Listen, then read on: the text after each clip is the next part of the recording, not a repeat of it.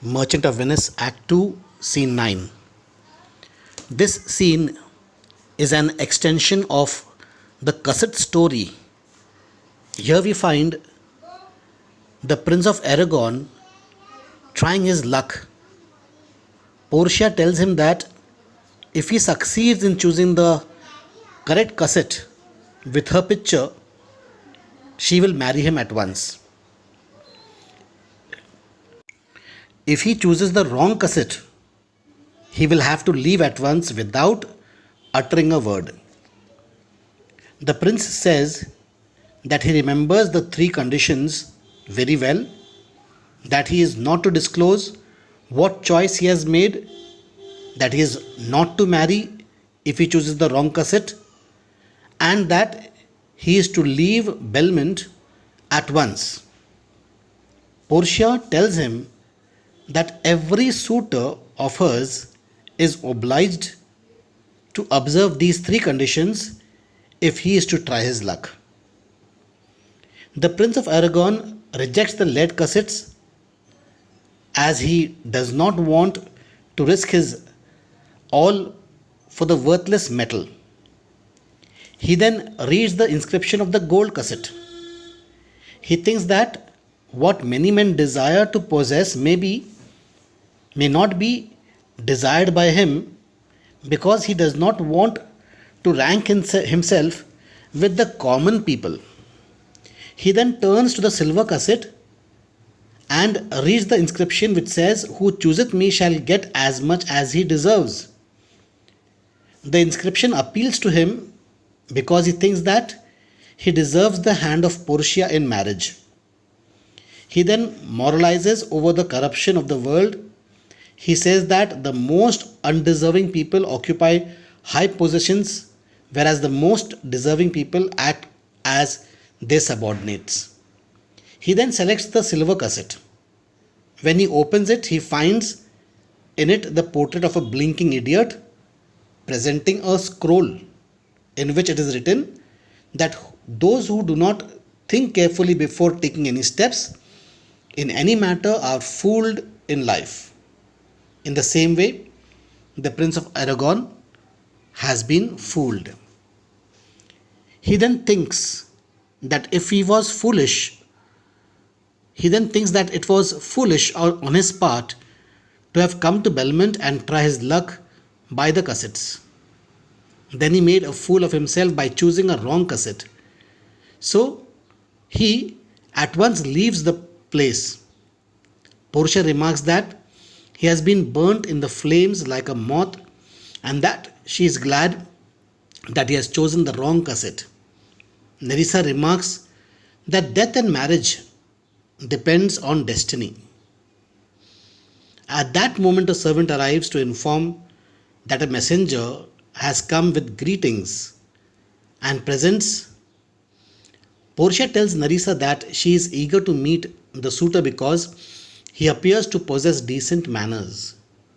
Nerissa wishes that this suitor may turn out to be Lord Bassanio. तो act 2 scene 9 cassette की कहानी को आगे ले जाता है। हमने देखे कैसेट को सबसे पहले किसने ट्राई किया था? प्रिंस ऑफ मोरक्को ने ट्राई किया था। उसने कौन सा कैसेट चूज़ किया था? गोल्ड कैसेट चूज़ किया था। उसके कैसेट में क्या निकला? एक स्कल, ह्यूमन स्कल निकला जिसमें एक स्क्रोल था जिसे बताया कि जो दिखता है वैसा होता नहीं है ना। और यही कहानी को आगे बढ़ाता है एक्ट 2 सीन 9। इस सीन में हम देखते हैं कि प्रिंस ऑफ अरागॉन आया हुआ है। प्रिंस ऑफ अरागॉन ये अपने आप को बहुत ही बुद्धिमान समझता है क्योंकि उसका जो पर्सनालिटी है वो सीनियर से थोड़ा सा सीनियर है। उसके बाल सिल्वर कलर के हो चुके हैं। उसे लगता है वो जितना एज से सीनियर है उतना ज़्यादा समझदार है। और वह पोर्शिया से कहता है कि उसे जल्दी से जल्दी कैसेट चॉइस करने का मौका दिया जाए। पोर्शिया उसे याद दिलाती है कि अगर कैसेट वो चूज़ करता है तो उसे 3 शर्तें माननी होंगी, जो कि प्रिंस ऑफ अरागॉन दोहराता है। पहला शर्त ये है कि अगर वह गलत कैसेट चूज़ करता है तो उसे किसी को यह नहीं बताना होगा कि उसने कौन सा कैसेट चूज़ किया। दूसरी शर्त यह है, अगर वो गलत कसेट चूज़ करता है तो ज़िंदगी भर में वो किसी और से शादी नहीं करेगा, किसी और के पास में अपना रिश्ता लेकर नहीं जाएगा, और तीसरा शर्त यह है यहाँ से वो चुपचाप सा चला जाएगा। तो फिर प्रिंस ऑफ अरागोन कसेट के पास जाता है। सबसे पहले लेड कसेट को देखते ही वो उसे रिजेक्ट कर देता है, कहता है कि लेड का जो कसेट है वो बहुत ही वर्थलेस है, इसकी कोई कीमत ही नहीं है, इसमें तो पोर्शिया की तस्वीर हो नहीं सकती। वह गोल्ड के कसेट को पढ़ता है और गोल्ड के कसेट पर लिखा है कि व्हाट एवरी मैन डिज़ायर। तो लगता है ये एवरी मैन जो तो बेवकूफ़ लोग होते हैं जो चमक के पीछे भागते हैं, वो अपने आप को एक कॉमन लोगों के साथ में जुड़ाना नहीं चाहता, क्योंकि उसको लगता है कि वो बहुत ही रॉयल ब्लड है, बहुत ही रॉयल परिवार को बिलोंग करता है, तो वो कॉमन लोगों की सोच से, कॉमन लोगों के विचारों से सहमत नहीं है। फिर वो सिल्वर कसेट पढ़ता है, as much as he deserves, तो उसे लगता है कि वो पोर्शिया को डिज़र्व करता है, तो वह सिल्वर कसेट चूज़ करता है। और सिल्वर कसेट में क्या निकलता है कि वह एक बहुत बड़ा बेवकूफ़ है, उससे एक फूल, एक क्लाउन का वो निकलता है, चेहरा दिखता है, उसमें स्क्रॉल मिलता है कि वह अपने आप को बहुत बुद्धिमान समझ रहा था, लेकिन वो तो एक बेवकूफ़ निकला। वो समझता है कि उसकी बेवकूफ़ी क्या हुई, वो इतना दूर आया है पोर्शिया के लिए, वो भी कसेट की शर्त के लिए। दूसरी बात यह है कि उसने जो गलत कसेट चूज़ किया, और वो यहाँ से चुपचाप चला जाता है। पोर्शिया बड़ी खुश हो जाती है और कहती है कि देखो किस प्रकार से जैसे पतंगे होते हैं, वह आग की तरफ खींच चले आते हैं और आग में उनके पंख जल जाते हैं, मर जाते हैं, उसी प्रकार से बेचारे ये शूटर्स दूर दूर से आते हैं पोर्शिया को देखने के लिए, और उन्हें भी वही परिणाम झेलना पड़ता है। तब जाके एक मैसेंजर आता है, बोलता है कि कोई सर्वेंट आया हुआ है। सर्वेंट आता कहता है कोई मैसेंजर आया हुआ है और वो महंगे महंगे तोहफे लेकर आया है, और ये बताया कि वेनिस से कोई शूटर आने वाला है। तो नेरिसा और पोर्शिया को लगता है कि शायद ये हो ना हो बेसानियो ही होगा, क्योंकि इसका जो तरीका है बिल्कुल बहुत ही अनोखा तरीका है। तो आइए हम इसे पढ़कर आगे कहानी को देखते हैं, इसमें लिखा क्या है। Act 2 scene 9। The scene shifts to Portia's house at Belmont, where the Prince of Aragon makes his choice of the cassette. He selects the silver cassette, which contains an idiot's head. Silver stands for conceit, vanity, and self deception. All the three traits of Aragon's personality. Portia is quite relieved as Aragon departs. She is then informed of the arrival of a Venetian suitor. Nerissa prays that the new suitor should be Bassanio. Thus ends the second act with the anticipation of the fulfillment of the lottery of cassettes. Scene 9. Belmont, a room in Portia's house. Enter Nerissa with a servant. Nerissa, quick, quick, I pray thee, draw the curtain straight. The Prince of Aragon hath taken his oath and comes to his election presently. Flourish of cornets. Enter the Prince of Aragon, Portia, and their trains. Portia, behold, there stands the cassettes, noble prince. If you choose that wherein I am contained, straight shall our nuptials rite be solemnized. But if you fail, without more speech, my lord, you must be gone from hence immediately. Nuptial rites का मतलब क्या है? नपचल rites का मतलब होता है जो शादी की जो रिवाज जो होती है, चर्च में जाके जो शादी करते हैं वह। Aragon, I am enjoined by oath to observe three things. First, never to unfold to anyone which cassette it was I chose. Next, if I fail of the right cassette, never in my life to woo a maid in way of marriage. Lastly, if I do fail in fortune of my choice, immediately to leave you and be gone. Portia, to these injunctions everyone doth swear that comes to hazard for my worthless self. Aragon, and so have I addressed me. Fortune, now To my heart's hope, gold, silver, and base lead. Who chooseth me must give an hazard all he hath. What you shall look fairer before if I give o hazard. तो जब वो lead cassette को पढ़ता है, who chooseth me must give and hazard all he hath, मतलब जो lead cassette choose करेगा वह बलिदान करने के लिए तैयार होना है, अपने पास जो भी कुछ है सब कुछ निछावर करने के लिए तैयार होना है उसे। तो ये कहता है एरेगॉन कि लेड कसेट दिखने में बिल्कुल भद्दा है, who chooseth me must give and hazard all he hath, you shall look fairer before I give or hazard. तो तुम्हें और सुंदर दिखना होगा, अगर आप चाहते हो कि मैं तुम्हारे लिए रिस्क लूँ, सब कुछ देने के लिए तैयार रहूँ, उसके लिए आपको सुंदर दिखना होगा। तो वह लेड कसेट को नकारता है, रिफ्यूज़ करता है। What says the golden chest? Ha, let me see. Who chooseth me shall gain what many men desire. What many men desire, that many may be meant by the fool multitude that choose by show, not learning more than the fond eye doth teach, which prize not to the interior, but like the martlet builds in the weather on the outward wall. Even in the force and road of casualty, I will not choose what many men desire, because I will not jump with common spirits and rank me with the barbarous multitudes. Why then, to thee, thou silver treasure house, tell me once more what title thou dost bear. तो argon जब Prince argon जब gold cassette पे जो inscription लिखा होता है वो पढ़ता है तो कहता है कि मैं अपने आप को इन फूलिश मल्टीट्यूड के साथ में शामिल नहीं करना चाहूँगा। वह एक उदाहरण देता है मार्टलेट की। मार्टलेट एक ऐसा पक्षी है जो कि नदी किनारे जाकर वहाँ से गिल्ली मिट्टी लेकर आता है, क्ले स्टिकी वाला जो चिपचिपी मिट्टी जो होती है ना वो लेकर आता है और दीवार के ऊपर लाकर उसे थूक देता है। ऐसा करते करते वो दीवार पे बहुत सारी मिट्टी जमा कर देता है और इस मिट्टी के अंदर वो घोंसला बनाता है, ये सोचकर ये जो दीवार है एक सीधी खड़ी दीवार है, इसके ऊपर कोई बिल्ली या कोई दूसरा पक्षी आकर उसके ऊपर हमला नहीं करेगा, उसके अंडे और उसके चूजे यहाँ पर सुरक्षित रहेंगे। लेकिन ये भूल जाता है कि ये जो दीवार पे उसने जो बाहरी दीवार पे जो घोंसला बनाया है, ये घोंसला तब तक का सुरक्षित है जब तक का बारिश ना आए। अगर बारिश आ जाएगी तो क्या होगा, पहली बारिश में ही घोंसला जो है ढह जाएगा, उसके अंडे उसके चूजे गिर जाएंगे, मर जाएंगे। तो वो कहता है कि मैं ऐसा मार्टलेट की तरह बेवकूफ़ नहीं हूँ। फिर वो सिल्वर की तरफ जाके पूछता है कि सिल्वर पे क्या लिखा है, who chooseth me shall get as much as he deserves. हाँ देखो यहाँ पर ये सिल्वर ट्रेजर हाउस, जो सिल्वर ट्रेजर हाउस कह रहा है मतलब वो अपने आप को सिल्वर से कंपेयर करता है।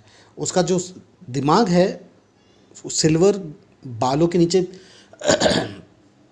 उसका जो स्कल है वो सिल्वर कलर हेयर से कवर्ड है, तो उसको क्या लगता है उसका जो स्कल है वो ट्रेजर हाउस है, वो बहुत नॉलेजेबल है, इसलिए वो सिल्वर कसेट को अपने आप से कंपेयर करता है।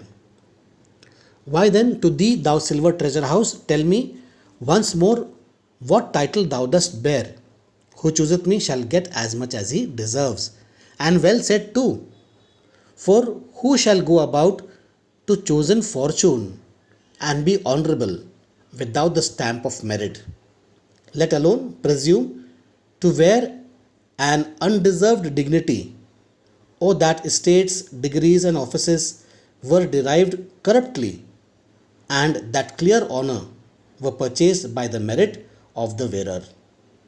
How many then should cover that stand bare? How many be commanded that command? How much low peasantry would then be gleaned from the true seed of honor? And how much honor picked from the chaff and ruin of times, to be new varnished? Well, but to my choice, who chooseth me shall get as much as he deserves. I will assume desert. Give me a key for this, and instantly unlock my fortunes here. तो ये बहुत ही important conversation है।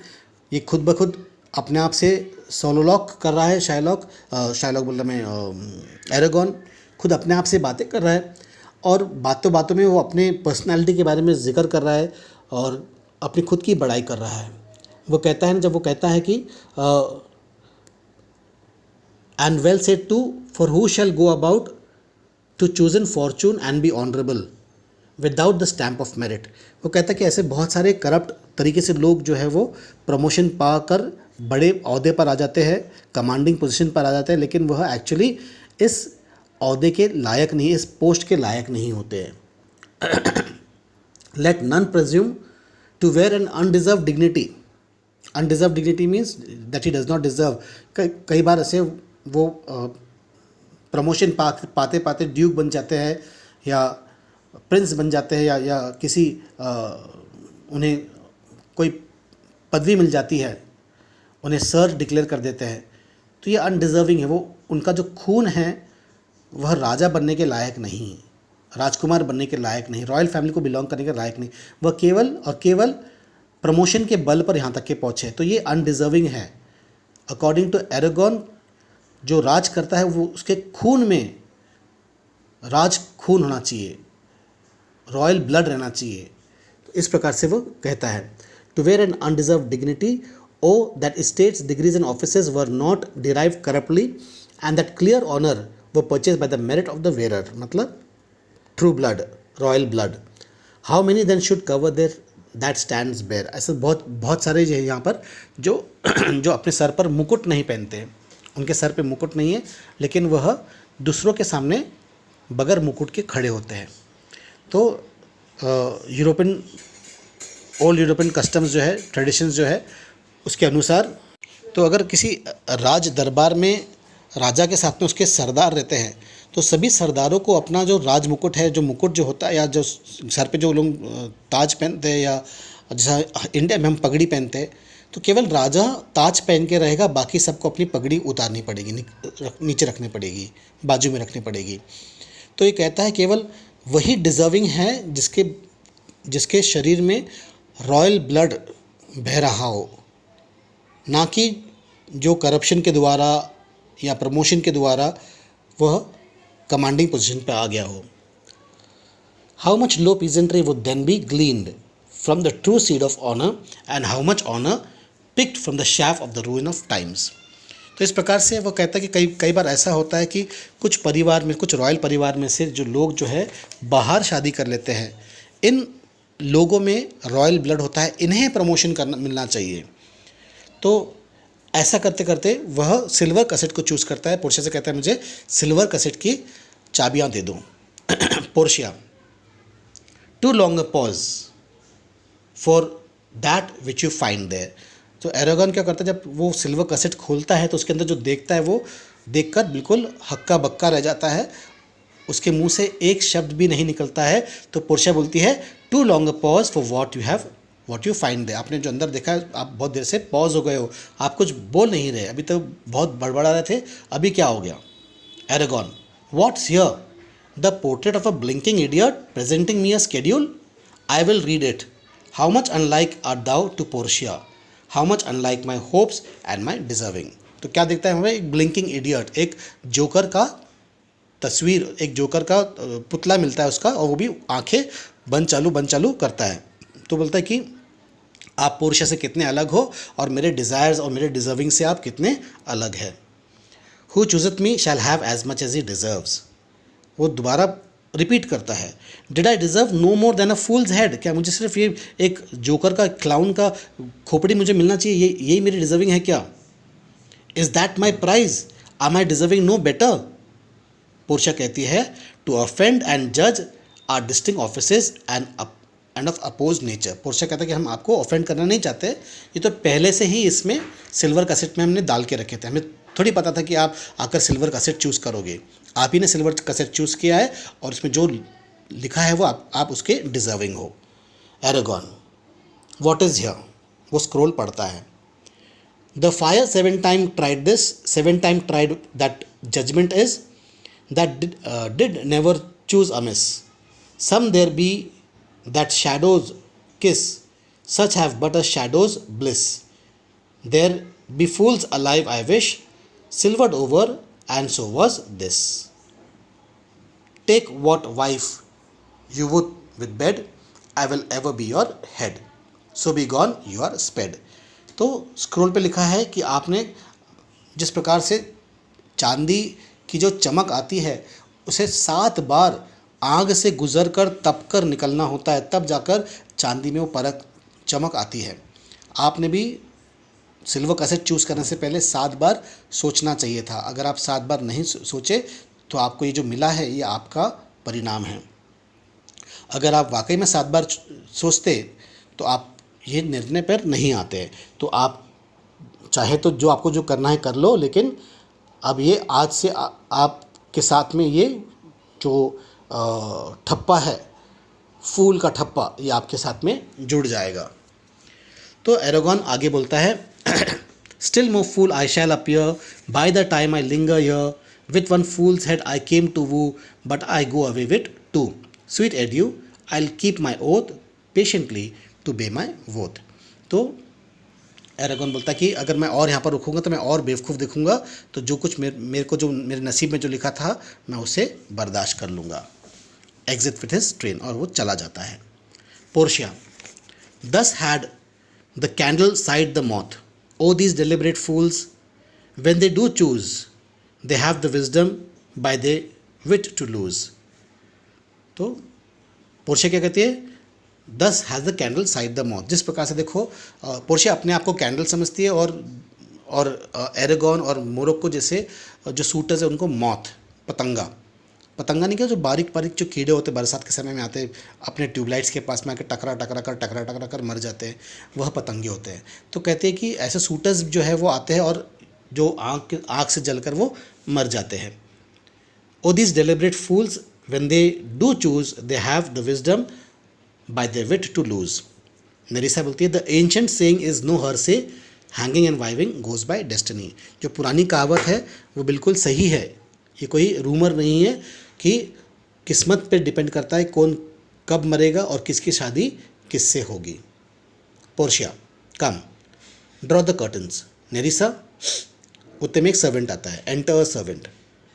Servant, where is my lady. Portia, here, what would my lord. अब Portia थोड़ा jovial mood में है।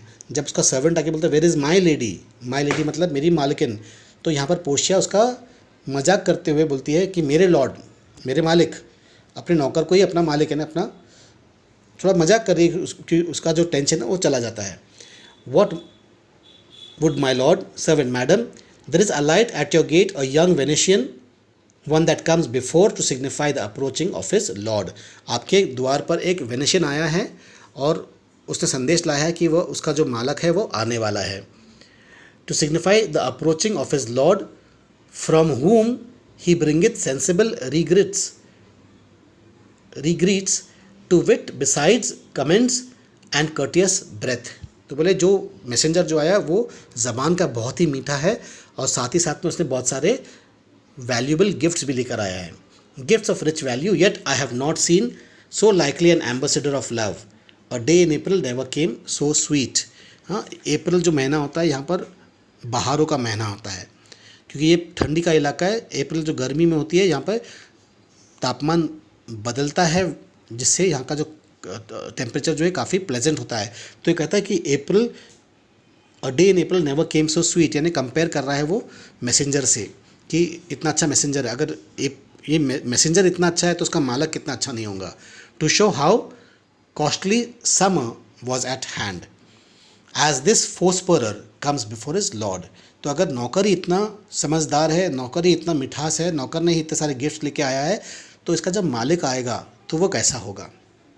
Portia बोलती है, no more I प्रेदी, I am half अफियर्ड, thou will say अनॉन he is some किन to thee, thou स्पेंडेस्ट such high day wit in praising him. Portia कहती है, बस कर, बहुत तारीफ कर लिया उसकी, कहीं ये ना बोल दे कि जो मैसेंजर जो आया वो तुम्हारा रिश्तेदार है। Come, come, Nerissa, for I long to see quick Cupid's post that comes so mannerly. Cupid, who is Cupid? Cupid is the God of love, the angel of love. तो बोला क्यूपिड्स पोस्ट, क्यूपिड का जो messenger आया मुझे इसको देखना है। Nerissa, Bassanio lord love, if thy will it be. तो नरिसा गेस करती कि हो सकता है कि शायद ये जो मैसेंजर जो आया ये बेसानियो की तरफ से आया है। बाद में हमको पता लगेगा कि नरिसा ऐसा क्यों सोचती है, इसमें नरिसा का क्या मतलब है, क्या बेनिफिट है। ठीक है, तो यहाँ पर एक्ट 2 ख़त्म हो जाता है। अगला जो है वो एक्ट 3 यहाँ से आरंभ होता है।